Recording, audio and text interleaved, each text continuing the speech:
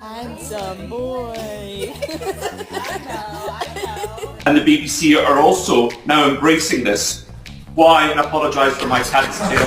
Why?